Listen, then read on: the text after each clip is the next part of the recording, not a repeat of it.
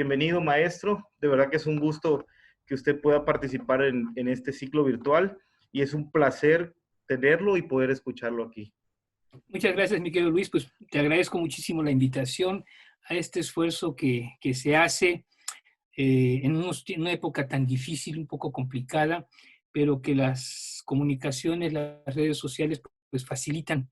No es lo mismo y se extraña el público, pero sin embargo llegar a diferentes puntos y lugares a través de estas nuevas tecnologías que son aprovechadas ahora, pues nos da mucha alegría.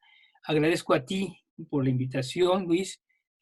Agradezco también mucho a Pentatonía, Asociación Civil, la Impronta de la Guitarra, por esta propuesta de crear un aprecio un aprecio y una cultura de la guitarra allí en Tabasco, ¿no? Eso creo que es muy importante. Y pues más que nada, la charla va a ser larga, tú me conoces, has sido mi alumno, no tengo mucho que platicar con ustedes y pues si quieres pasamos a explicar el tema del día de hoy. Claro, maestro. Nada más agregar a las personas que están aquí en Zoom, en la reunión de Zoom, o los que nos sintonizan igual desde el Facebook Live, pueden ir escribiendo sus preguntas. Al final va a haber una sección de retroalimentación con el maestro Salmerón. Adelante, maestro. Gracias. El siglo de oro de la guitarra. Se le llama a este periodo a una época muy interesante que se inicia quizá a finales del siglo XVIII y una gran parte del siglo XX. Y se le ha dado el nombre de guitarra romántica. ¿Pero por qué es su nombre? Eso es una de las cuestiones que yo siempre me pregunté. Yo tengo el placer de tocar este pequeño instrumento romántico, se puede decir, pequeño en estructura, a comparación de una guitarra moderna. Y me preguntaba yo, hace unos 15 años que empecé a tocarla, ¿por qué el nombre de guitarra romántica? Después, al hacer el estudio, estudiando un poquito más sobre la música, el estilo galante, veía yo que su música de ese primer periodo correspondía más a ese estilo sencillo, a dos voces, y no a lo que sería el esplendor de la música romántica como la conocemos a partir de la última época de Beethoven, el inicio con Franz Schubert, Chopin, Schumann, etcétera, etcétera. Entonces, ¿por qué el nombre de guitarra romántica? En ese sentido, pues bueno, voy a hacer una propuesta de una charla con antecedentes musicológicos e históricos. En este sentido, en el siglo XVIII fue particularmente importante porque se dieron en ese momento cuatro importantes momentos históricos que cambiaron la fisonomía del mundo contemporáneo en ese entonces, del mundo del siglo XVIII. Surge ahí la música en los siglos XVII y XVIII, el barroco y su decadencia, el surgimiento del estilo galante, el clasicismo como lo conocemos y una parte muy importante que es a finales del siglo XVIII también, el Sturm und Drang, como los orígenes del romanticismo. A la par de todo esto tenemos una serie de acontecimientos sociales, económicos y políticos que fueron modificando el pensamiento, la economía mundial de en ese entonces, sobre todo de Europa, y que también influyeron mucho en el desarrollo cultural y artístico, en la música, en la literatura, en las artes plásticas y en particular, vamos a verlo, en la guitarra. La escuela italiana en el siglo XVII ya había dado grandes aportaciones para el desarrollo de la música en general. Y hago este recuento histórico también porque es un poco que me va a ayudar a contextualizar la llegada al romanticismo. Uno de los primeros aportaciones muy importantes es la ópera. La ópera a principios del siglo XVII, en 1609 es estrenada la primera ópera, podemos decir, el Orfeo de Monteverdi, y que hago un paréntesis, en la instrumentación original, ahí pide dos chitarrones, dos guitarrones ahí para la ejecución instrumental de la ópera. Empieza en ese momento, finales del siglo XVI, principio XVII, pues los dramas pastoriles, la primera ópera, pero también a partir, más adelante, con el tiempo, surge la sonata de cámara y la sonata de Chiesa, que son atribuidas a Arcangelo Corelli, también de la escuela italiana, la sonata trío, que se ejecutaba con violín, viola o 2 violines y cello, por ejemplo, y el surgimiento del concierto grosso o el concierto de solista. El máximo exponente de estos conciertos de solista pues, fue Antonio Vivaldi, con más de 500 conciertos que escribió para diferentes instrumentos, entre ellos el laúd, ¿sí? Algunas características musicales que tenemos en este periodo barroco son su rica ornamentación. Era una ornamentación sobre la línea melódica principal que era exuberante en ese momento. Había un trabajo contrapuntístico. Los teóricos y los compositores de aquel entonces tenían como tarea saber componer con un ejercicio contrapuntístico de muy alto nivel. Todas las voces eran manejadas de manera exacta, precisa. Aquello que estuviera fuera de la reglamentación ornamental se podría criticar o decían que era un trabajo mal logrado. Tenemos la gran elocuencia musical. En ese momento la música era un elemento muy importante para magnificar los pensamientos, la filosofía, la religión del hombre. En este caso, la mayor parte de la obra de Juan Sebastián Bach está dedicada a la magnificencia de Dios. Entonces, esa era la parte importante de la expresión musical de este compositor alemán. El dramatismo y el expresionismo era otro elemento donde se daba un énfasis mayor a través de las imágenes, la literatura o la música para expresar sentimientos y estados de ánimo. Y en este momento es donde nos abocamos a lo que nosotros le llamamos los afectos y las emociones. Cada tonalidad en aquel periodo tenía una función que obligaba el despertar de las emociones humanas. El do mayor podría ser música de triunfo, el re mayor música alegre, pero había una tabla que los teóricos en aquel entonces manejaban por tonalidades. Y esa parte estaba a favor, o era en apoyo, más bien, era en apoyo a la expresión y al dramatismo musical. Ese es un ejemplo de un aria, un cantabile con órgano obligado, y ustedes se dan cuenta allí cómo Juan Sebastián Bach, de manera muy profusa, muy enriquecedora, llena de contrapunto y de ornamentación esta partitura. Tenemos otro ejemplo muy claro aquí en la primera sonata para violín solo de Juan Sebastián Bach. Se darán cuenta allí que todas las notas ornamentadas están allí escritas. Y esto fue un elemento que fue muy criticado años más tarde, ya para el siglo XVIII, fue muy criticado por un compositor. Digamos que su obra es bastante mediocre, sencilla. Sin embargo, él se atrevió a hablar en una revista musicológica de entonces y dijo que consideraba a Juan Sebastián Bach como un insuperable organista y compositor para teclado, pero creía que su música era demasiado elaborada y confusa, por lo que prefería los estilos más melodiosos y sencillos de los compositores jóvenes. Allí ya se empezaba a dar un parteaguas, era el empezar a criticar el desarrollo cultural y musical del barroco, con su máximo exponente, que fue Juan Sebastián Bach, y otros tantos como Händel, Telemann, etcétera,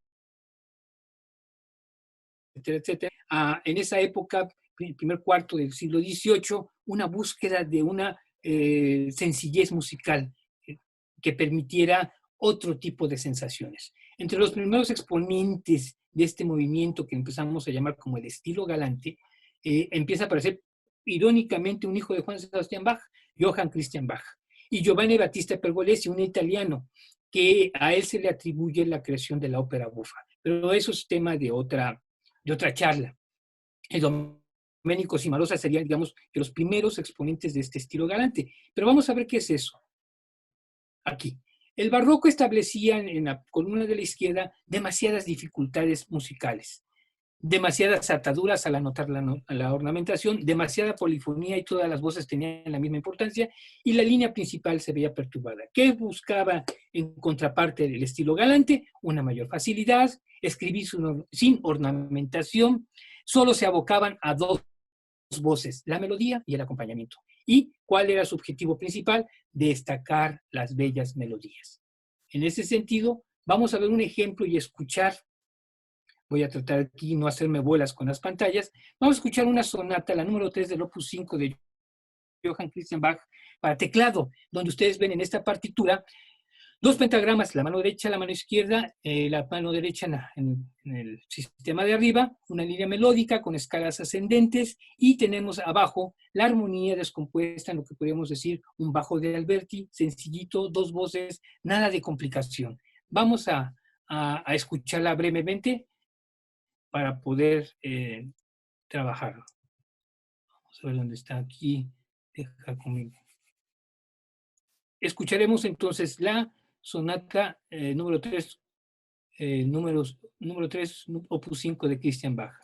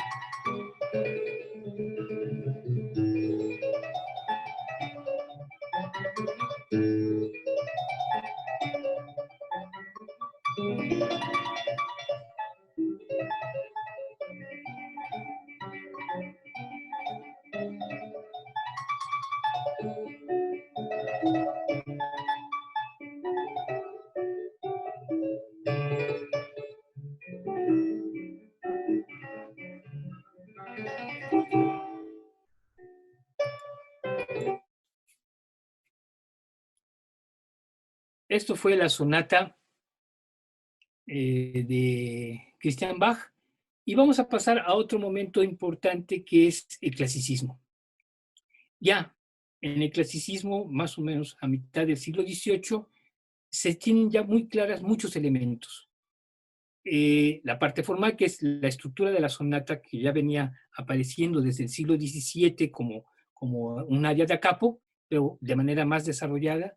Se formaliza la sonata en 4 movimientos contrastantes, uno rápido, lento, un minueto y uno rápido.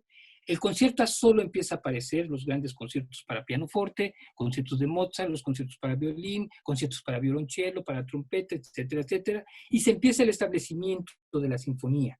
La sinfonía, como la conocemos en la actualidad, pues tuvo un proceso histórico y de desarrollo a partir de finales del siglo XVII, y ya en el XVIII con Sammartini, que empezó a hacer ese delineamiento musical de la forma de la estructura de sonata, pero ampliándola para hacer una sinfonía orquestal. A la par, se empezaron a inventar, a crear nuevas formas, nuevos instrumentos y nuevas combinaciones musicales. En este caso tenemos la invención del pianoforte, ¿sí? Por Cristofori, el italiano. Tenemos la creación del cuarteto de cuerda, con 4 voces, violín primero, violín segundo, la viola y el violonchelo. El concierto para solista también empieza a tener mayor impulso, y la famosa orquesta de Mannheim, que empieza a estructurarse bajo la dirección de sus primeros compositores galantes, como Stamitz, como el mismo Haydn. Empieza la orquesta a hacer un modelo de construcción orquestal que fue impactando en el resto de las agrupaciones musicales de Europa. Y a finales del siglo, ya en el último tercio, en el final del siglo XVIII, aparece un movimiento muy importante que se conoce como el Sturm und Drang, tormenta e impulso. Es un drama con el mismo nombre del escritor Friedrich Maximilian Klinger, que escribe esta obra, y que es todo un parteaguas muy importante que rompe la estructura tradicional de la literatura, y en este caso se revela contra el afrancesamiento neoclásico tradicional, los temas amorosos o los temas mitológicos. Aquí los jóvenes que empiezan a componer con este género rompen las normas morales y estéticas. ¿Y qué se caracteriza? Sus características del Sturm und Drang es un rechazo a los modelos del clasicismo. Es un rechazo a lo que ya se venía haciendo con años atrás, con cientos de años de atrás, y es como decir, basta, hasta aquí, vamos a hacer una nueva cultura y una forma novedosa de hacer la literatura. Está a favor de la expresión de las pasiones, en este caso, subliman el pensamiento del amor, el fatídico hombre que se enamora y que no es correspondido, pero eso lo ensalzan de tal manera que lo lleva al clímax de la pasión. Propone un regreso a la naturaleza. Existe una libertad en los sentimientos y se les pide a los artistas que sean libres para expresarse. Y con esto estamos pisando los albores del romanticismo. Cosa coincidente, la guitarra empieza a surgir en este periodo.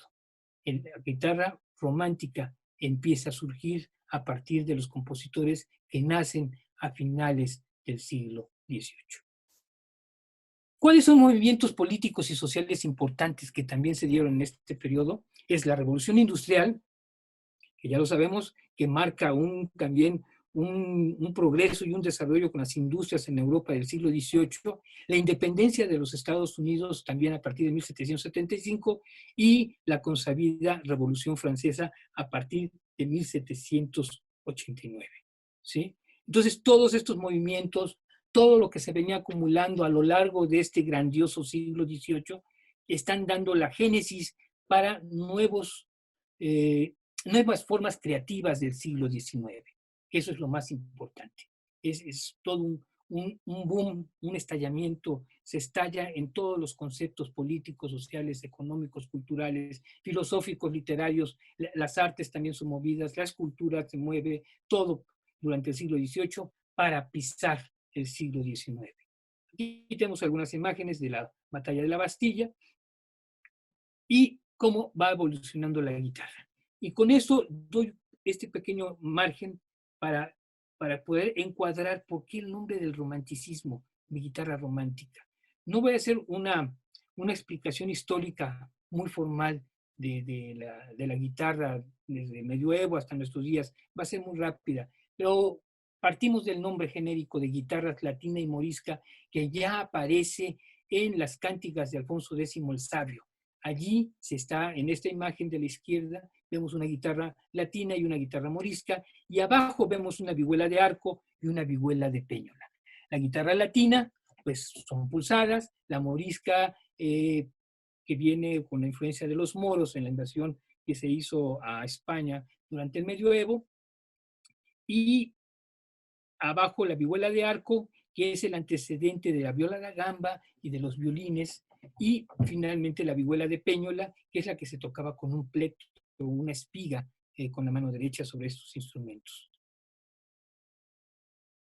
Con el paso del tiempo aparece la figura de la vihuela de mano. Esa vihuela de mano permitía, entre otras cosas, crear obras instrumentales polifónicas, 2, 3 voces. La vihuela se congració con la aristocracia. La vihuela apareció en las cortes de la España renacentista. Hay una célebre obra que es La canción del emperador, que fue escrita precisamente para Felipe VI, y que esta canción del emperador pues se le tenía que tocar en la vihuela todas las noches para poder dormir, por ejemplo, ¿no? Y surge durante 60 años la creación de tratados y manuales para la enseñanza de la vihuela. ¿Qué pasó con la guitarra, con esta guitarra latina y morisca? Pues cayó en manos del pueblo, y eso permitió que la guitarra fuera haciéndose de los ritmos populares de ese entonces, acompañara las canciones profanas y se llenara precisamente de esa expresión popular que tiene. Ahí estuvo, en ese nivel popular, mientras que la vihuela era la aristócrata de los instrumentos de cuerda percutida. Sin embargo, también tiene un ocaso y empieza a surgir la guitarra barroca. Empieza a desaparecer la vihuela y los músicos se empiezan a dar una mirada hacia esa guitarra que estaba entre el vulgo, entre el pueblo, y la empiezan a rescatar. Y tenemos abajo una imagen de guitarra barroca española, y esa guitarra se empieza a exportar de España hacia Francia, hacia Italia, y se empieza a hacer un instrumento muy, muy popular. Se caracterizaba que tenía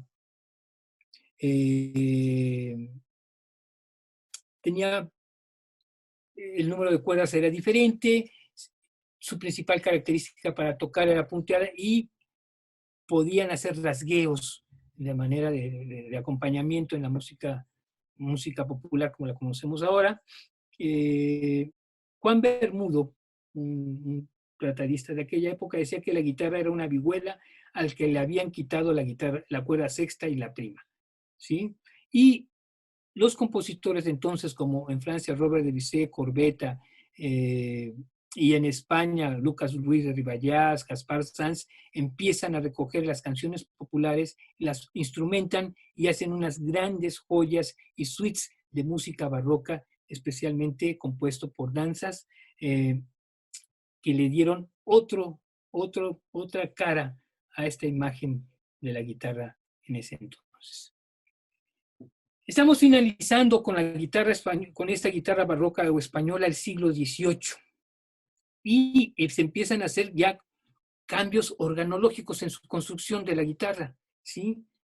Se empiezan a dar cuenta los constructores y los instrumentistas que la guitarra barroca tiene que evolucionar en otro sentido. Se aumentan las dimensiones de la caja, se eliminan los órdenes dobles, que eso es lo que debía haber dicho hace un principio, las vihuelas, la guitarra y la guitarra barroca estaban compuestas por cuerdas dobles, ¿sí? 6 cuerdas dobles o 5 cuerdas dobles y una sencilla.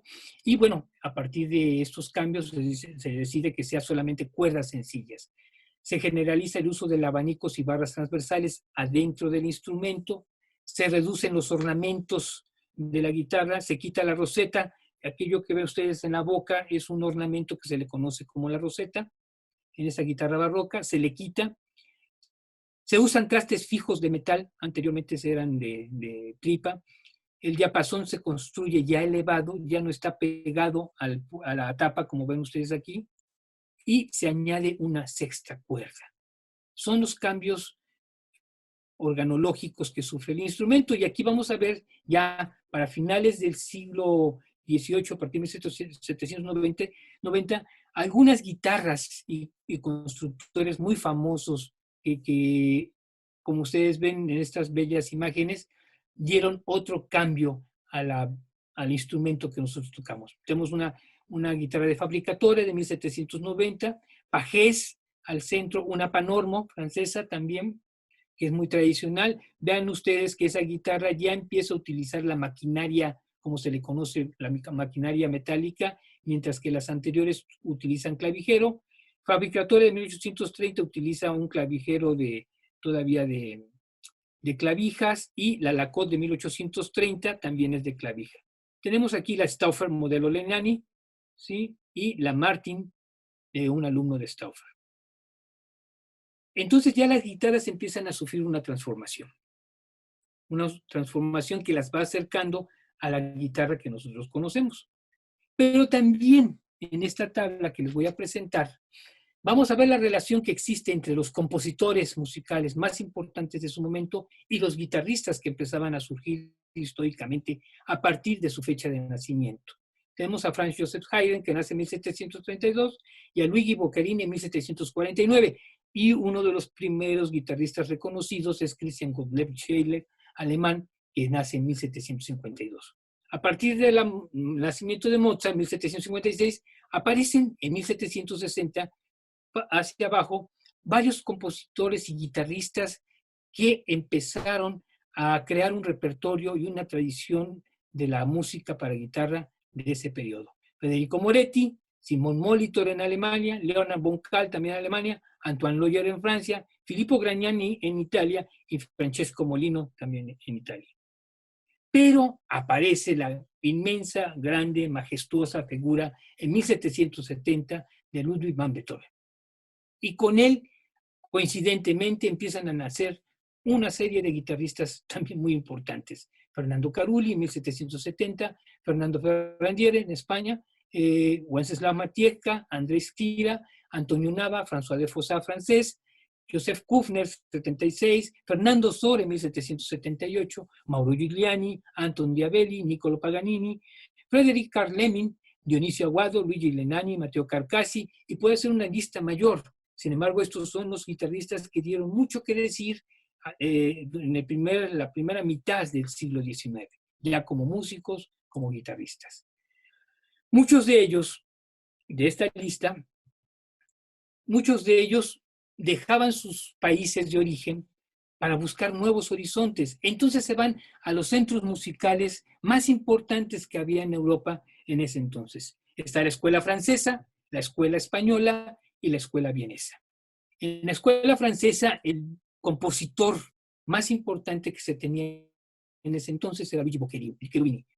Cherubini era un gran compositor tradicional, clásico. Sin embargo, estaba haciendo una escuela muy importante por sus ballets, por sus óperas, y allí fueron a dar, perdón por la expresión, Francesco Molino, Ferdinando Carulli, Fernando Sori y Mateo Carcassi. ¿Sí? Estos 4 guitarristas estuvieron allí. Aguado también fue y vino entre Francia y España, ¿no? En la escuela española tenemos a Luigi Boccherini, que es contratado por la corte española, de la corte Borbón, y a pesar de que Boccherini hablaba muy mal de la guitarra, se puede decir, compuso varios quintetos para este instrumento porque era el instrumento popular, el instrumento que estaba en manos del pueblo español. Y en ese lugar, en esa escuela, ahí donde podemos ver las famosas pinturas ay, se me fue su nombre ahorita, pero tenemos al guitarrista Dionisio Aguado, ¿sí? Y con todos los movimientos de la música popular española. Y finalmente la escuela vienesa, que era digamos que el centro del mundial musical de en ese momento, pues estaba presidido ni más ni menos por Ludwig van Beethoven. Y para ello llegaron muchos guitarristas. Aquí la lista es pequeña, pero está Mauro Giuliani, que fue amigo personal de Beethoven, Luigi Legnani, Johann Caspar Merz, Wenceslao Matejka, Anton Diabelli y otros tantos que estuvieron alrededor de ese círculo cultural de la Viena de entonces. Voy a hablar un poquito de esto. Entonces, estas escuelas influyeron en estos guitarristas compositores para que en su momento también ellos pudieran estar a la par de esa fuerza y esa tradición musical que emergía precisamente en Francia, en España y en Viena. Como ustedes saben, Francia se convierte también en una capital mundial de la cultura, la española también, con Goya y Lucientes, con la tradición de la música española, sobre todo de la cultura vienesa, sobre todo de la cultura musical que ya venía desde Haydn y que ahora con Beethoven pues era todo un gran acontecimiento cultural de entonces. Ya en el repertorio de la guitarra, repertorio galante y clásico, yo lo he querido definir de esa manera. La primera etapa, vamos a decirlo, de finales del siglo XVIII, los primeros 30, 40 años de esta guitarra que estaba surgiendo romántica, pues era escrita por los guitarristas que también componían, ¿sí? Y sus primeras composiciones, como dice ahí la columna, es música de salón, música que era no para bailarse, pero sí para escucharse en las pequeñas cámaras, en los pequeños palacios de la aristocracia, condes, duques, que patrocinaban un concierto. Entonces ahí se tocaba piezas cortas como alegros, andantes, divertimentos, polacas, contradanzas, galopas. Había los estudios, también se componían muchos estudios para los principiantes, y ya se empezaba a dar un repertorio más formal, que nos acercaba más al clasicismo. La primera etapa yo la llamo una etapa galante, donde había 2 voces, un bajo, un arpegio, una melodía sencilla, pero ya el repertorio formal ya se buscaba la forma sonata, los temas con variaciones, ya empezaba a haber música de cámara, tríos, cuartetos, quintetos con guitarra, guitarra y piano, voz con acompañamiento de guitarra y conciertos para guitarra con orquesta. Estos guitarristas compositores participaron en conciertos compartidos. En aquella época del siglo XIX, los conciertos no eran como ahora, que era un dúo, un trío y un solista. No, habría una cantante, después tocaba un pianista, después lo acompañaba un violinista y un pianista, volvían a hacer áreas de ópera, la siguiente parte tocaba un guitarrista, después tocaba un trompetista, era así como que un concierto de chile, manteca, un poco revuelto si ustedes quieren, pero esa era la tradición. Y así eran como los guitarristas empezaban a surgir. Realizaban giras, sí, se iban a tocar a Alemania, Rusia, Francia, Londres, las grandes capitales mundiales, y vamos a ver quiénes es lo que los guitarristas que se movían. Pero otras características importantes tenían estos guitarristas compositores. Tocaban otros instrumentos, además, y la guitarra. Y daban clases de guitarra y componían y hacían arreglos para sus alumnos. Algo que era muy importante. Tenían que vivir, tenían que comer, tenían que mantener a sus familias, tenían que darse a algunos la vida aristócrata bon vivant, como Mauro Giuliani, que le gustaba mucho la vida aristócrata. Entonces tenían pues, que dar clases, la mayoría de ellos, y no había métodos como ahora tenemos, no había IMSLP, no había fotocopiadoras, entonces tenían que componerle a los estudiantes, de acuerdo a sus características, pues pequeñas piezas para poder que ellos las pudieran tocar. Y aquí es algunos ejemplos precisamente de composiciones de ese periodo, ¿no? Vean ustedes un bajo, un arpegio, una pequeña melodía, nada que el alumno no pudiera tocar. ¿Por qué? Porque desde el siglo XVIII el estilo galante lo que pretendía era esa facilidad musical, sobre todo para tener adeptos y alumnos que pudieran tocar esos pequeños ejercicios y esas pequeñas piezas. En el estilo galante surgió un boom por componer sonatas para las señoritas, para las niñas que tocaban los teclados. Aquí en el siglo XIX también para la guitarra, pues trataba de componer obras para los estudiantes que pues realmente ayudaban a sobrevivir a estos guitarristas. Y vamos a ver ahora en esta sección algunos ejemplos de nombres de estos notables compositores guitarristas. Tenemos a Francesco Molino, que nació en Florencia, murió en París, estudió guitarra y violín. A partir de 1820 se radica en la ciudad Luz, y lo más destacado de sus obras son su método para guitarra o lira, y además compuso mucha música de cámara, obras para guitarra y piano, dúos, guitarra, violín y guitarra, y mucha música de salón, aquello que se podía vender, aquello que los demás alumnos podían tocar. Y tiene un interesante concierto en mi menor que vamos a escuchar en este momento. Vamos a escuchar el tercer movimiento.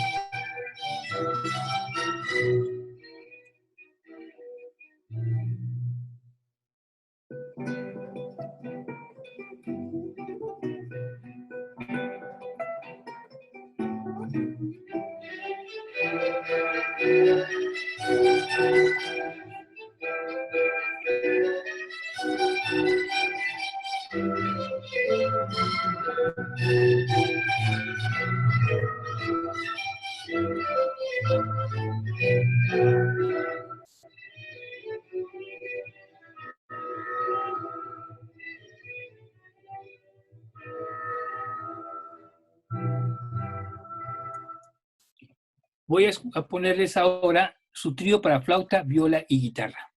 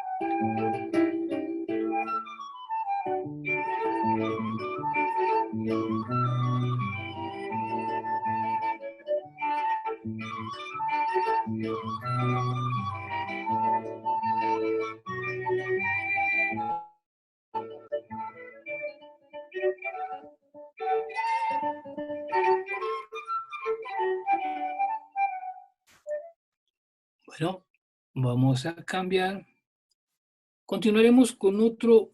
Bueno, aquí tenemos el método de guitarra de Molino, y que habla de pulsar y pisar, utiliza los sonidos armónicos, utiliza la apoyatura musical, y 24 lecciones en diferentes tonalidades lo acompañan. Molino se caracterizó de haber, al término de su vida, bueno, dejó la guitarra y se dedica a construir guitarras, y aquí hay una guitarra diseñada por él. Vean ustedes la influencia del violín, que tiene una C, como si fueran las Fs del violín, construida por los hermanos Moshán. Leo María Meinrado Francesco Pascali Rosario Carulli, comúnmente conocido como Fernando Carulli. Él nació en Nápoles en 1770, justo en el mismo año del nacimiento de Beethoven. Es uno de los compositores guitarristas más importantes de la historia de la guitarra. Abandonó el violonchelo por la guitarra, él tocaba el violonchelo al principio, desarrolló su propia técnica que la dejó plasmada en sus métodos para guitarra. En el año de 1808 se traslada a París, donde realizó una importante carrera y bajo la influencia musical de Cherubini. ¿Sí? Sus obras es una cantidad exagerada de composiciones, tiene más de 300 opus, ¿sí? Tiene muchísimas piezas para estudiantes, divertimentos, estudios, pequeñas composiciones de la época. Su música de cámara abarca tríos para flauta, violín y guitarra, dúos de guitarra. Su método es utilizado en la actualidad. Yo lo estudié en mi época, el primer volumen y el segundo. Son 4 volúmenes. Tiene obras programáticas muy interesantes que vamos a ver. Los 3 días, que describe los días de la Revolución de París de 1830, y l'Orage, una sonata que describe una historia de amor. Y destacan entre sus composiciones pues 3 conciertos para guitarra y orquesta, el de la mayor, el pequeño concierto de la sociedad y un concierto para flauta y guitarra y orquesta. Aquí tenemos el concierto, la partitura, la primera página del concierto para lira. Y l'Orage, que es una sonata sentimental, que es la historia de amor. Y digamos, la música programática aparece en el idioma de la musical del siglo XIX a partir, bueno, no podemos decir que siglo antes, con Vivaldi, también con las 4 estaciones de Vivaldi, tienen unos sonetos que van describiendo los diferentes pasajes que se hace con la orquesta. Sin embargo, el siglo XIX aparece la Sinfonía Fantástica de Héctor Berlioz, que relata las pasiones de un joven que está enamorado de una señorita que, entre paréntesis, ni siquiera la conocía, solamente estaba en su mente, y que cada momento tenía una descripción, cada momento musical, un pasaje que describía esa emoción. Y en este caso de la sonata sentimental, en uno de los primeros ejemplos, es la obra número 2, el opus número 2, viene algunos textos que están en italiano, por ejemplo, el cielo se oscurece, como puede ver en la partitura, la impaciencia, y van tratando de reflejar los estados de ánimo de esta pareja que salen al campo, se pierden en la tormenta, llegan a una cueva, en la cueva aparece un monstruo que los ataca, el joven lo defiende, y va describiendo la música cada pasaje que va narrándose en la partitura. La otra obra, que es Los 3 días, del 27, 28 y 29 de julio de 1830, escrita por Carulli, está compuesta por 3 partes. La opresión causada por el despotismo es la primera parte. La segunda parte es el movimiento popular, el desorden, y es un cambio rítmico, movimientos rápidos, y al final es una marcha parisina, la gente sale de victoria. ¿Sí? Entonces, bueno, son los primeros ejemplos de música programática que compuso también Ferdinando Carulli. También otra de las aportaciones importantes de este guitarrista-compositor fue la creación de un decacordo. Un decacordo, una guitarra de 10 cuerdas, o sea, el invento de Narciso Yepes no era tan nuevo en los años 60, porque ya Carulli, 100 años antes, lo había hecho.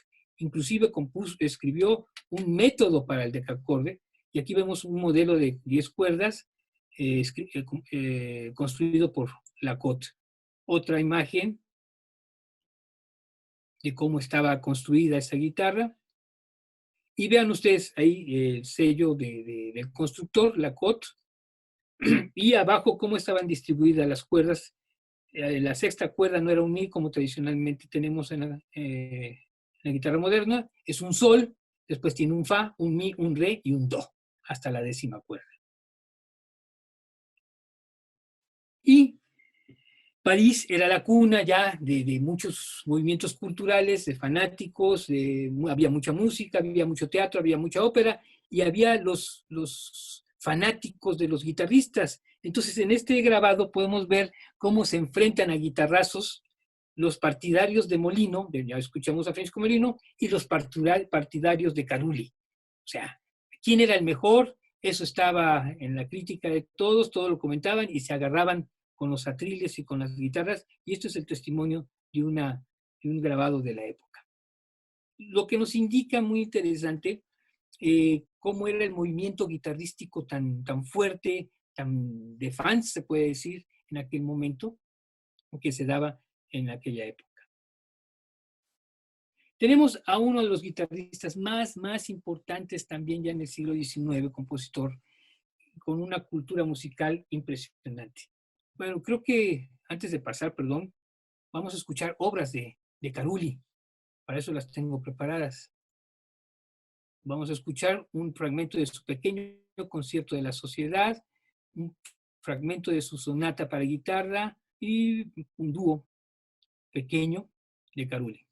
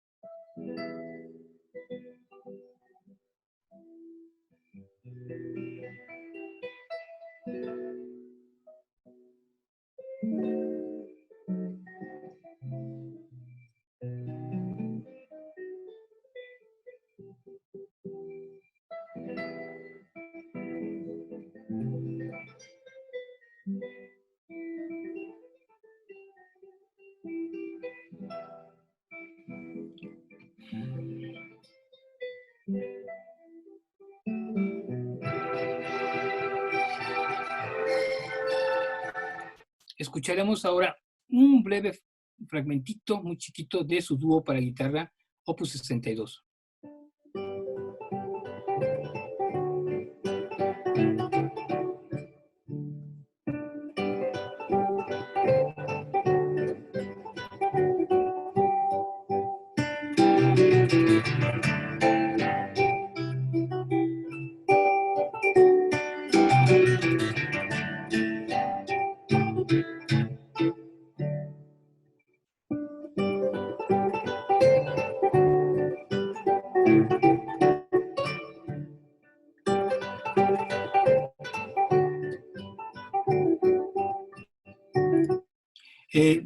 No va a dar tiempo para escuchar todo lo que quisiera yo ponerles, pero voy a dejar la playlist para que ustedes la puedan reproducir en quien quiera hacerlo. Vamos a continuar con otro compositor importantísimo, Fernando Macario Sor. Él nace en Barcelona, en España, y muere en París. Él estudia, sus primeros estudios los hace en la Escolanía de Montserrat, y ahí empezó a tocar violín y guitarra. También hizo la carrera militar. Algunos musicólogos, como el belga Fetis, lo llamaron el Beethoven de la guitarra. Para la guitarra fue un autodidacta, sin embargo, logró un gran nivel para esto. Para 1797 estrena su primera ópera, Telémaco, en la isla de Calipso. En 1813, por motivos políticos, abandona España y emigra a París, y en 1815 viaja a Inglaterra. Entre el 23 y el 27 vive en Rusia y estrena los ballets Hércules y Onfale y Cenicienta. En el 1827 regresa a París. Su obra es de estilo clásico, no es romántico, predomina más el estilo clásico. Sin embargo, utiliza retardos armónicos y que lo sitúa en el estilo galante. El lenguaje y la armonía en la guitarra es más avanzado que Carulli, que Molino, y es el único guitarrista-compositor que incursiona en la ópera, en el ballet y la música vocal. También tiene música para coro solo. Él utiliza mucho las tonalidades menores al inicio de varias de sus obras. Sus óperas, aquí está el nombre de algunas de ellas, y la imagen de la primera publicación en 1830 de su método de guitarra, publicado en París. Los ballets, vean ustedes, son varios. El más famoso de todos ellos era el Cendrillon, que inclusive hay una marcha del Cendrillon para guitarra sola que se toca. Música vocal, tiene 25 boleros, 33 arias. Boleros o boleras o seguidillas españolas. No crean que son como los boleros de los Panchos, no, eran unas boleras con un ritmo muy particular, ternario. Y su música orquestal abarca 3 sinfonías, un concierto para violín, 3 cuartetos de cuerda extraviados, un trío de cuerdas con guitarra y un concertante para guitarra que también se encuentra extraviado. Y tenemos, por ejemplo, una partitura de música vocal. Para guitarra, pues, son muchísimas sus obras, y destacan que es uno de los primeros compositores que escriben sobre la estructura de la sonata tipo Beethoven, con la estructura formal, y que, bueno, vamos a escuchar algunas de sus obras. Vamos a verlo rapidito. Vamos a escuchar, no quiero ponerles lo tradicional, vamos a escuchar obras distintas de Fernando Sor. Vamos a escuchar Las mujeres y cuerdas, una seguidilla para voz y guitarra.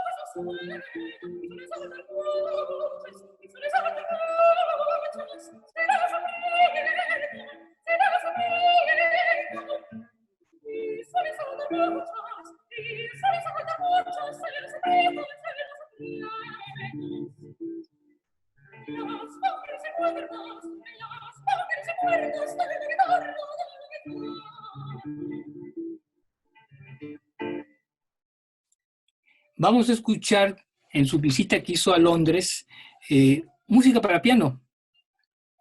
un valsecito para piano a cuatro manos.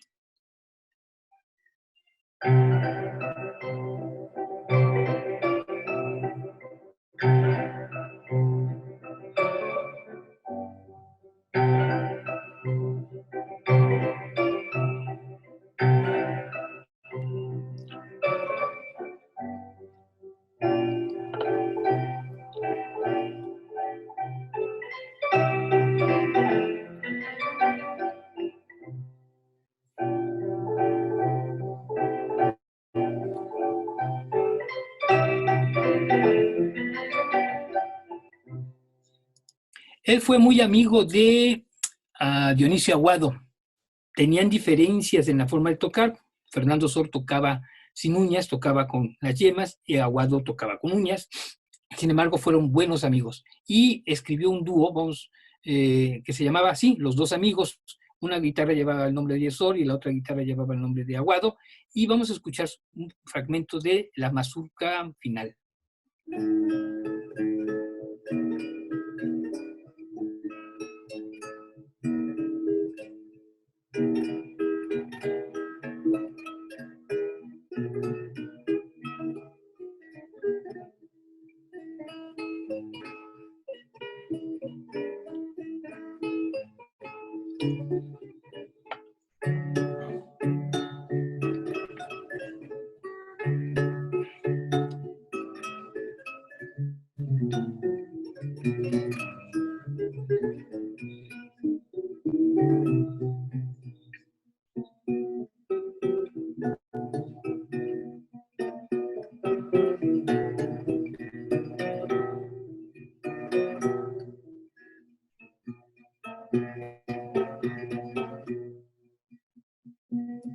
Y no quiero dejar la oportunidad de que escuchen su música sinfónica. Vamos a escuchar la obertura del ballet Hércules y Onfalia.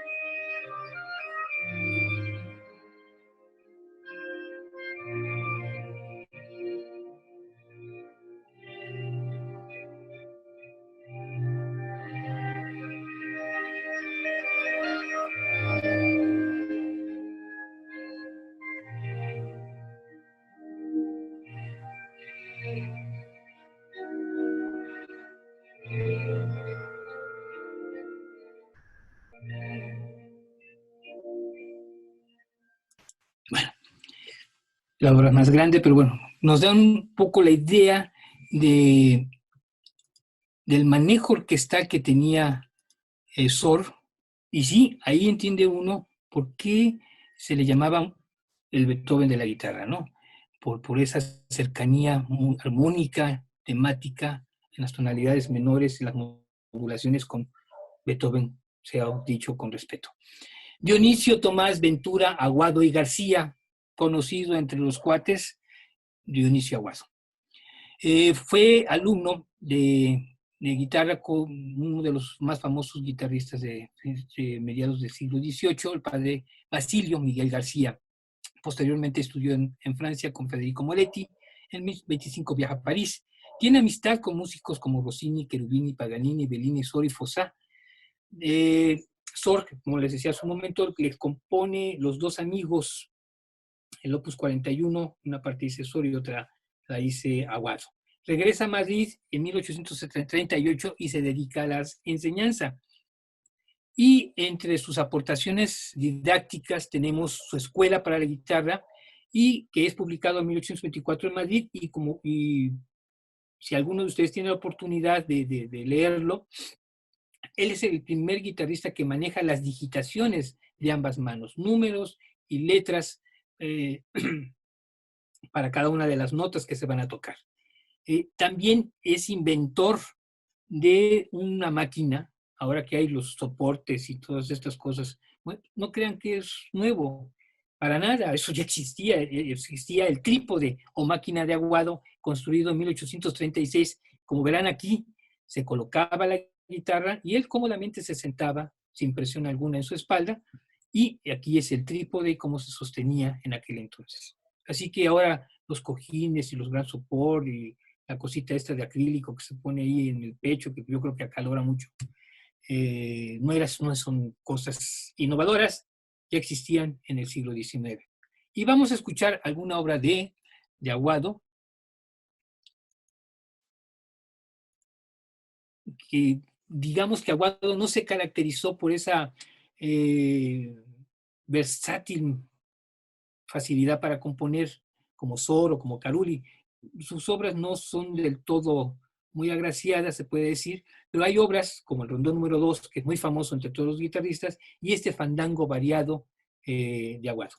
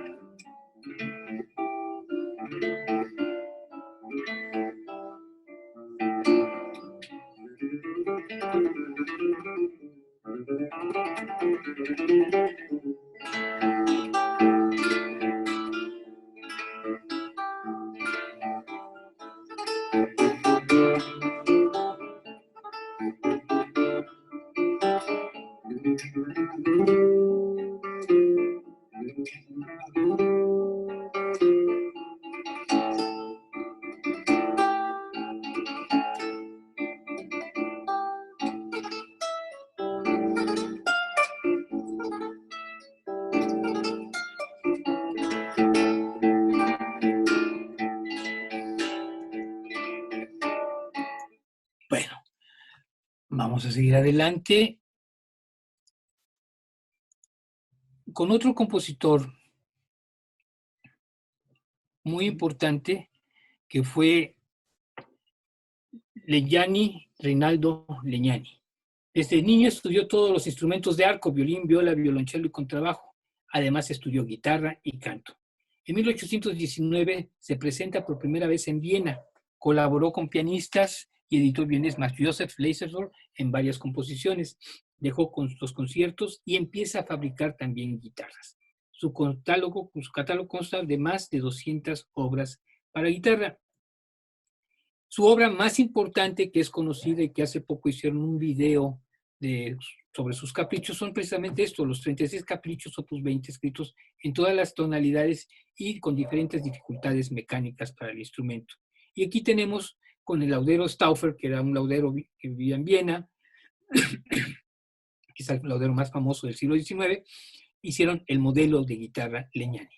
Hay la leyenda, que no ha sido comprobada, de que Paganini y Legnani tocaron a dúo, sin embargo se ha descartado porque no hay evidencia, hasta ahorita no se ha encontrado evidencia de que se haya realizado estos dúos, ¿no? Sin embargo, vamos a escuchar de Legnani algunas de sus obras, sobre todo sus obras de cámara. Como les decía, también compuso música de cámara. Pero vamos a escuchar, a deleitarnos con Pavel Stedel tocando uno de sus caprichos.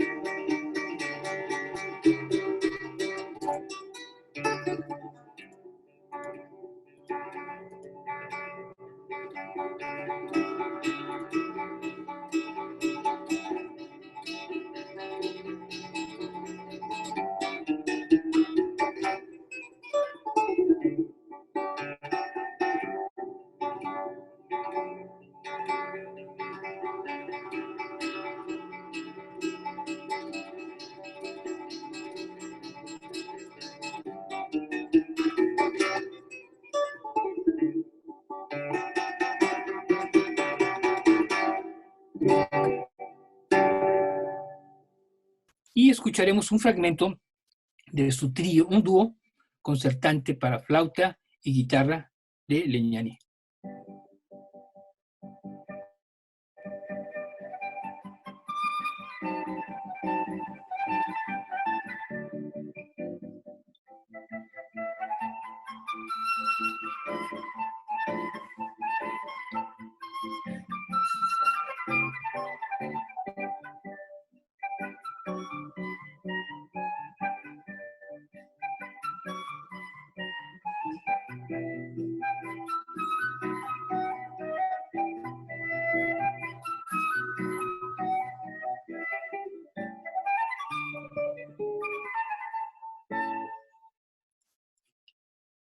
Vamos a continuar porque todavía la charla es larga. En esta ocasión vamos a hablar de Matteo Carcassi. Él fue un niño prodigio, se inició tocando el piano, después continuó con la guitarra. Realizó conciertos en Londres, Alemania, Italia e Inglaterra. En 1840 deja el concertismo, se radica en París y se dedica a dar clases de piano, guitarra y composición. Compuso alrededor de 80 obras, mucha música de salón y de carácter didáctico. Destacan sus fantasías sobre temas de ópera. Sus estudios Opus 60, muchos los hemos estudiado, son fundamentales para la enseñanza de la guitarra. Él sí se caracterizó también por el uso de las yemas para tocar, no tocaba con uñas, y su posición para tocar era impecable. Vamos a escuchar de este guitarrista-compositor un estudio.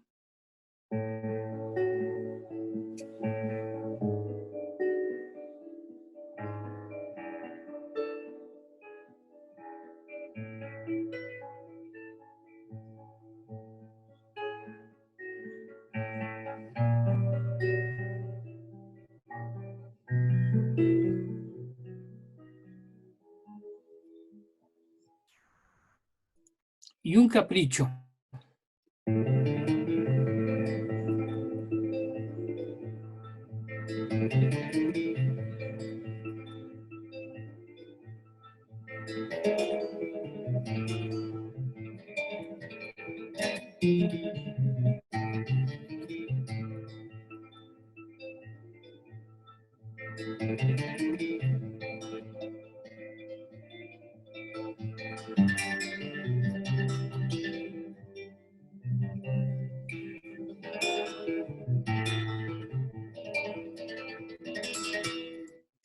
Y vamos a continuar, porque todavía nos falta, en ese caso, entramos a uno, quizá a la estrella, junto con Sor, a la estrella de la guitarra del siglo XIX, Mauro Giuseppe Sergio Pantaleò Giuliano, que posteriormente cambió su apellido de Giuliano por Giuliani, conocido en el mundo de la guitarra como Mauro Giuliani. Nació en Italia y muere en Nápoles, estudió flauta, violín, violonchelo y guitarra. En 1815 se desplaza a Viena, precisamente como el centro mundial que era en aquel entonces, pues tenía que irse allá a probar fortuna. Toca al lado de importantes músicos como Hommel, Moscheles, Meister, Sofort, Niabelli, Schubert y Beethoven. Inclusive está la historia, hay una carta donde Beethoven le agradece haber participado en el estreno de su séptima sinfonía tocando el violonchelo. Parece ser que el violonchelo. Fue maestro de otros guitarristas como Jan Nepomuceno Borbovich y Félix Joretsky. Regresa a Italia en 1819, Verón Bon Vivant, con unos problemillas de faldas también por ahí que tuvo, y su catálogo abarca más de 150 opus. Aquí tienen la partitura de su célebre Gran Obertura, conocido en el mundo de los estudiantes como la Gran Tortura. Se publicó en Londres, tanta era su fama que fue publicado un periódico que se llamaba La Juliana. Su método para guitarra en 4 partes. Se destaca, lo que más se conoce son sus rossinianas, basadas en temas de Rossini, de óperas de Rossini, su sonata opus 15, la Gran Obertura y sus 3 conciertos para guitarra, la cual el opus 36 es para guitarra tercina, una guitarra pequeña con una tercera, afinada a una tercera arriba de la guitarra normal. Escribió música de cámara, 2 guitarras, violín y guitarra, flauta y guitarra, 2 quintetos, viola, conciertos, etcétera, etcétera. Y vamos a escuchar música de Giuliani, que es muy, muy linda. Y vamos a ver primero una canción, seleccioné una canción, en este caso, para voz y guitarra, sobre La última rosa de verano.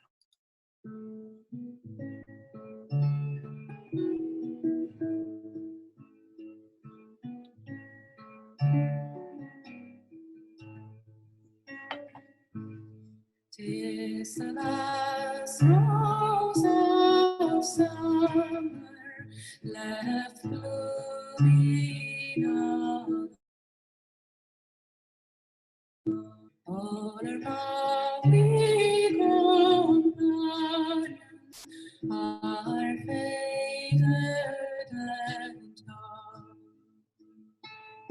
No flower of our kindred, no rose that is now to reflect like her blushes, our gifts sight. Y bueno, vamos a escuchar brevemente el quinteto para guitarra y cuerdas basada en el Colpiumicento de se me fue, una ópera de, ahorita me voy a acordar, pero bueno.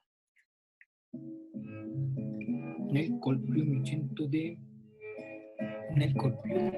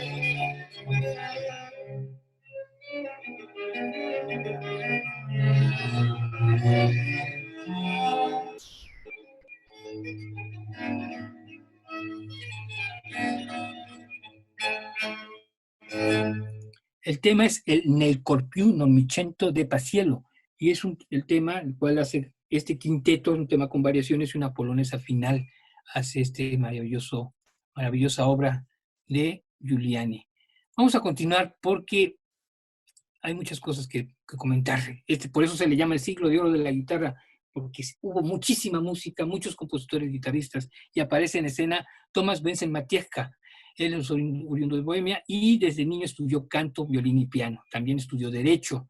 Se traslada a Viena y se destaca como guitarrista. Compuso más de 33 obras para guitarra y sobre todo muchas música de cámara. Franz Schubert añadió la parte de violonchelo, el famoso cuarteto que conocemos, cuarteto de Schubert, pues no es original de Schubert, es un trío para flauta, viola y guitarra de Matejka, a la cual Schubert le compone la parte de violonchelo.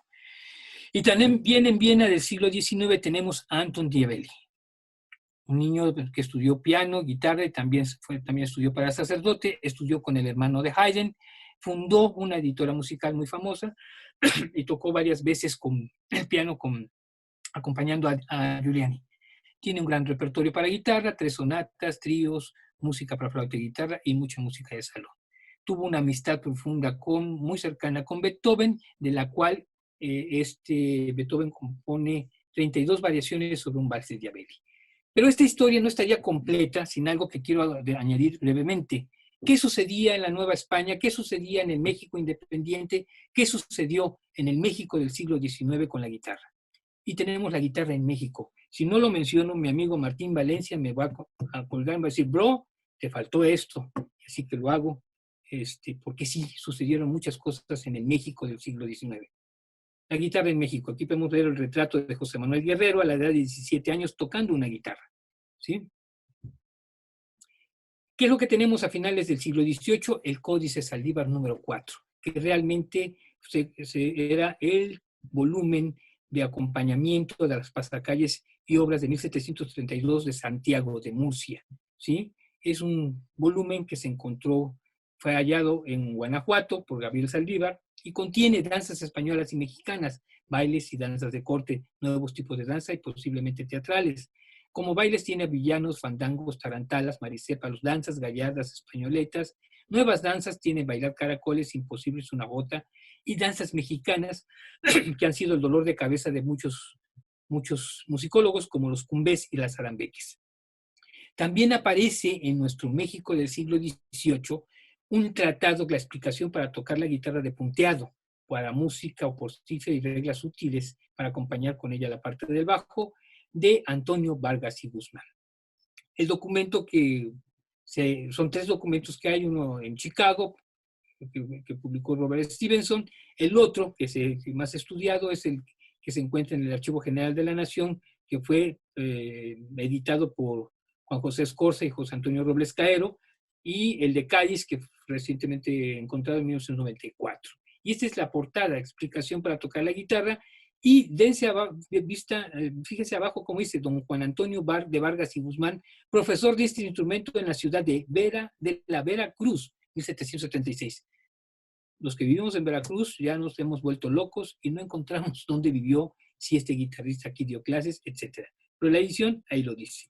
Y al final de su método, su tratado de guitarra, tiene 13 sonatas. 12 de ellas se pueden agrupar de grupos de 3. Y esa es la partitura de una de ellas. La guitarra en el siglo XIX tenía importantes compositores de la época como José Manuel Aldana, José María Bustamante, Manuel Antonio del Corral, que era un español, Ignacio Cádiz, José María Pérez de León, Jerónimo Vázquez, Marzán, Paulo Olivier, Manuel y Ferrer, Octaviano Yáñez. Los manuscritos novohispanos que se han encontrado de guitarra en nuestro país, esta es la lista, han sido encontrados en el archivo de Saldívar, de Gabriel Saldívar, en el manuscrito 1560, que está en la Biblioteca Nacional de Música, obras, 2 sonatas para violín y guitarra de José Manuel Aldana, una sonata que se encuentra en México, la sonata de Haydn arreglada por don Francisco Delgado, el documento de Sutro, que está en la biblioteca en los Estados Unidos de Sutro de San Francisco, que tiene una colección de música escogida para 2 guitarras y arreglos para este instrumento y bajo. Y lo que vemos aquí son las variaciones de corral del manuscrito de Sutro para 2 guitarras.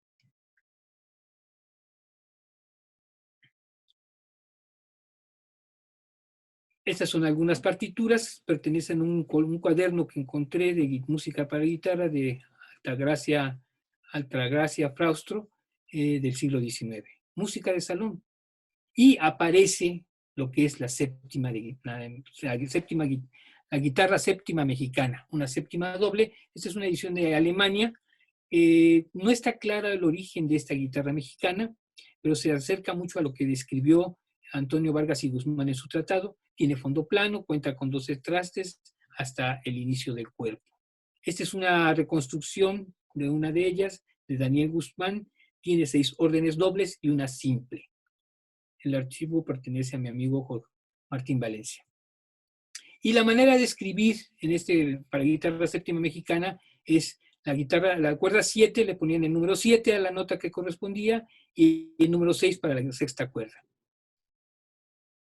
Y ese es el repertorio que se tocaba en ese entonces. Estamos hablando de la época independiente hasta 1860 aproximadamente.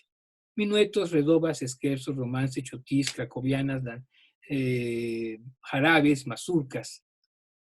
Y uno de los primeros guitarristas de finales de siglo es Octaviano Yáñez, un guitarrista destacado. Estudió violonchelo en el Conservatorio Nacional de Música, compuso un gran número de piezas de salón, realizó muchas giras en México, grabó en compañías disqueras, es originario de Orizaba, Veracruz, y fue uno de los primeros exponentes de la guitarra de nuestro país. Y finalmente, en el año de 1900, llega a México Guillermo Gómez Bernet, sí, proveniente de Mallorca, España, y imparte y escribe una serie de métodos para la guitarra. Crea la Sociedad de Amigos de la Guitarra junto con Guillermo Flores Méndez, con Rafael Adame, entre otros. Fue maestro de Juan González Belaunzarán y Francisco Salinas. Y con Francisco Salinas se puede decir que se inicia la tradición de la Escuela Moderna de la Guitarra en México, ya que es el primer maestro del instrumento nombrado por el examen de oposición en el Conservatorio Nacional de Música. Y abajo pueden ver, abajo de la imagen de don Guillermo Gómez, un método facilísimo para aprender la guitarra séptima mexicana. Entonces, la guitarra en nuestro país también tuvo un importante desarrollo de acuerdo a la idiosincrasia de nuestra nación, ¿no?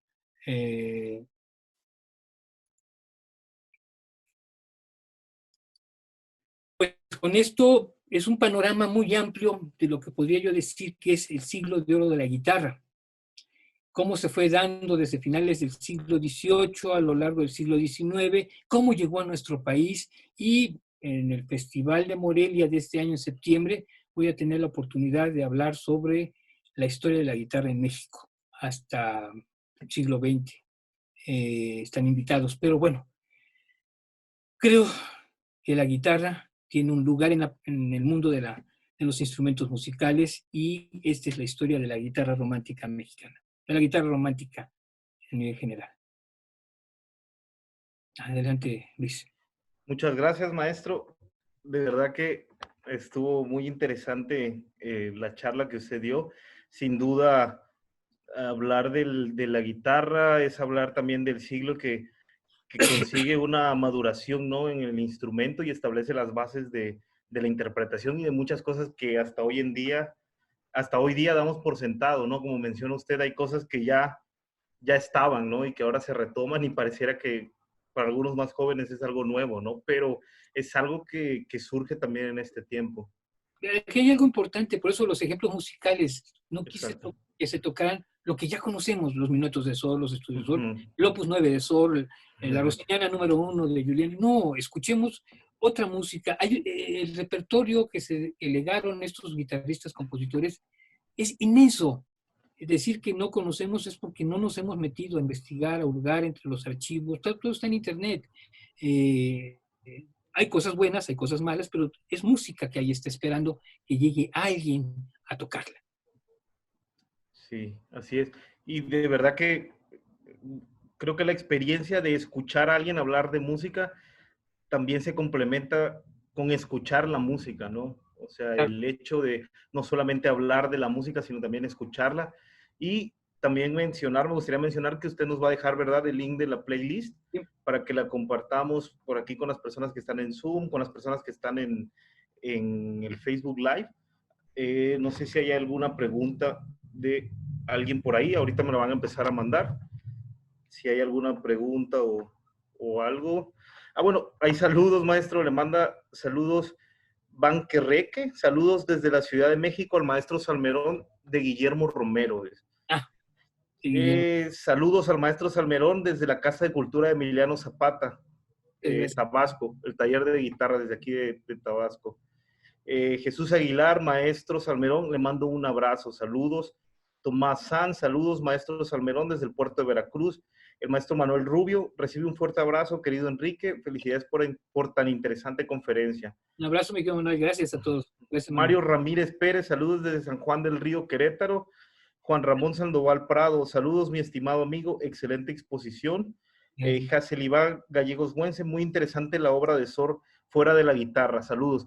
Exactamente, creo que igual a veces, como dice usted, estamos, bueno, los guitarristas conocemos más la obra de estos compositores, lo que hicieron para nuestro instrumento, y muchas veces dejamos de lado otras cosas que son, otra música, ¿no? Otra que es bien interesante y hermosa también. El maestro Jorge Caballero Ramírez, un saludo, maestro. Gracias por compartir tan interesante información, maestro. Un cordial saludo. Gracias. El maestro Rafael Elizondo, saludos, maestro. Rafa, Daniel Monroy Reyes, un cordial saludo, mi estimado maestro. Hay muchos saludos también aquí. Hay personas que están todavía viendo. Vuelve Rafael Vázquez, saludos, maestro Salmerón. Igual, creo que todos, saludos desde Villahermosa, Tabasco, por ahí mandan también. Todos estamos muy contentos, ¿no? De haber escuchado su plática, maestro, de tenerlo aquí y también de que nos comparta la música que, como bien dice usted, a veces dejamos de lado. Y también yo quisiera también agradecerle por incluir en la plática lo que pasó en México, ¿no? ¿Qué sí, es lo que hubo aquí? era muy Eso, importante. Hay dos estudiosos muy grandes, Martín Valencia y Arturo Ramírez, que están estudiando la guitarra septa mexicano, pero Sandoval, ahorita que me dio saludos, también es uno de los estudiosos en el teclado, piano del siglo XIX, pero creo que es muy importante ver cómo se fue creando este repertorio y esa tradición guitarrística en nuestro país. No hay, quizá no teníamos los alcances musicales de Zorro, de Giuliani, pero había algo que ya se empezaba a dar en México, ¿no? Siempre tenemos un desfase cultural de unos 20, 25 años entre Europa y México. Sin embargo, se va dando el proceso y el siglo XX y en la actualidad la guitarrística mexicana es del primer nivel, ¿no? Con grandes exacto. exponentes, Juan Carlos Laguna, Pablo Garibay, Neftalí, maestro Rodrigo Neftalí en varios lugares, Rafael Elizondo, que está haciendo una interesante labor en las redes y también como ejecutante. Bueno, mucho movimiento guitarrístico en la actualidad. Manuel Rubio, tantos amigos guitarristas, Martín Madrigal. Bueno, es una tradición musical en México enorme, ¿no? Entonces, de eso voy a hablar en la charla que se transmitirá en el Festival de Morelia. Todo ese Perfecto. movimiento de guitarra en nuestro país. Ok, maestro, igual entonces si nos pasa el link o la transmisión en dónde será, nosotros con mucho gusto la compartimos. Hay una pregunta, maestro. Pregunta Van Querreque. Maestro, ¿de qué eran hechas las cuerdas en aquellas épocas? Dice. Pues mira, era tripa, como también los violines, ¿no? Inclusive la tripa permitía otro timbre y el tipo de afinación, que hay una polémica sobre las afinaciones. Las afinaciones se vienen a establecer hasta finales del siglo XIX por razones culturales y políticas. Hay gente que toca en el 440 a partir del siglo XX, como sabemos, pero antes la afinación 432 de Giuseppe Verdi permitía a los cantantes poder interpretar más relajado. La cuerda de tripa permite un poquito más elasticidad, menos tensión, y a finales del siglo XVIII, la afinación que predominaba en ese entonces para los diferentes instrumentos era 415, 420. Yo toco 420, lo cual me da una sensación totalmente distinta. Hay cuerdas ya especiales, al marca Aquila, que te permiten evocar, me limo las uñas un poco más, afino en 420 y me permite cantar, frasear y respirar de manera distinta que una afinación en 440. Ok, qué interesante eso que menciona, porque, eh, bueno, igual, ¿no? Bueno, como guitarristas, igual el pensar que como conocemos las cosas actualmente no siempre han sido, ¿no? Que vienen de algo y creo que en cada época, en cada estilo también hay un porqué de las cosas, por qué afinaban de tal forma, también el por qué ocupaban tal tipo de cuerdas. Y una pregunta más, maestro, actualmente cuerdas de tripa ya dejaron de venderse, ya no están en el mercado Pues o hay por cortos. materiales, como digo, Aquila, que es la marca que se piden por internet, Ujú. son las más cercanas a una cuerda de este tipo, ¿no? Ok, Hay las genéricas, se puede decir, pero que son las que guardan. Aquila principalmente tiene esa particularidad, ok, de una textura muy similar a la tripa, ¿sí? ok. Porque para mí no tiene sentido tocar una guitarra romántica afinada en 440 con cuerdas de nylon y atención alta, no. Y con uña larga, no, no, no, no. La cuerda, este repertorio es íntimo, es una música para disfrutar. Eh, Pocas veces he tocado en público guitarra romántica, sin embargo, cuando la toco aquí en mi estudio, disfruto tanto porque me transporta sus sencillas melodías, su bajo de Alberti, su arpegio sencillito. No, no, no, espero hacer unas grabaciones próximo y subirlas al Face con este repertorio tan sencillo, pero tan lleno de encanto musical, ¿no? Ok, maestro. Sin duda alguna, vamos a escuchar la playlist que usted preparó para esta charla, Digo, ya con mayor detenimiento, con mayor calma y a disfrutarla, ¿no? sí, la mayoría de los intérpretes están tocando con afinaciones originales y con cuerdas, digo, con guitarras Ujú. réplicas de la época. Algunos, como el dúo Macari y Pugliese, tocan con guitarras originales. Ok, Toca Giuliani, toca Sor. Ellos tocan con ese tipo con esas características. ok, maestro. Bueno, ¿alguna otra cosa? Pues creo que ya por el momento ya no hay. Hay una pregunta más. Eh, ¿Cuál es el origen del grabado donde se muestra la escena del conflicto entre alumnos de Caruli y Molina? Lo he buscado, no es un grabado popular del siglo XIX en Francia, es francés el grabado, es un Ok, autor anónimo, ok, pero es muy interesante por lo que refleja, así como los partidarios de X o de Y, pues dándose sí. hasta con la guitarra, ¿sí? Sí, exacto. Es un grabado anónimo Ok, del siglo perfecto. XIX, Un grabado de la anónimo. época. Ok, maestro. Pues no queda más que agradecerle a usted, a las personas que estuvieron siguiendo la transmisión aquí en el Zoom y en el Facebook Live. También Pues, agradecer a Cultura Emiliano Zapata y a la coordinación de la Casa de Cultura Emiliano Zapata por la retransmisión, en el apoyo de la difusión del ciclo virtual, y a la Secretaría de Cultura del Estado de Tabasco, que también nos está apoyando con la retransmisión. Sí, dígame, maestro. ya, pues, finalmente quisiera yo agradecer a todos ustedes, a ti, a todo tu equipo que le están de Pentatonía, a todos a Misaday, a toda la gente que estuvo ahí al pendiente y hacer un reiterado mensaje de todo corazón. Quedémonos en casa, tenemos todo para vencer esta pandemia, tenemos todo para regresar a las calles y vernos y saludarnos. Usemos cubrebocas, cuidemos la salud, eh, vale la pena, vale la pena todo lo que se está haciendo, lo que se ha vivido, pero más que nada vale esa compañía. O sea, es maravilloso estar en línea, pero más maravilloso estar en contacto con los amigos. Y ese mensaje para todos, cuidémonos, luchemos en conjunto desde nuestra trinchera, eh, evitando salir. No quiero ser reiterativo, pero la vida todavía nos queda mucho, mucho por disfrutarla. Así que hagamos un esfuerzo, todos como guitarristas, como músicos, como amigos, como lo que tú ustedes quieran, ¿no? Muchas gracias, maestro. Sí, sin duda alguna tiene toda la razón. Entonces, con este mensaje nos despedimos. Muchísimas gracias a todas las personas que nos ayudan compartiendo y viendo las transmisiones. Pues muchas gracias a todos, muchas gracias, maestro. Le mando un abrazo desde aquí y espero de verdad volver a poder estar de nuevo, como dice usted, todos juntos y ya sin miedo y sin peligro. Muchas gracias, maestro. Saludos.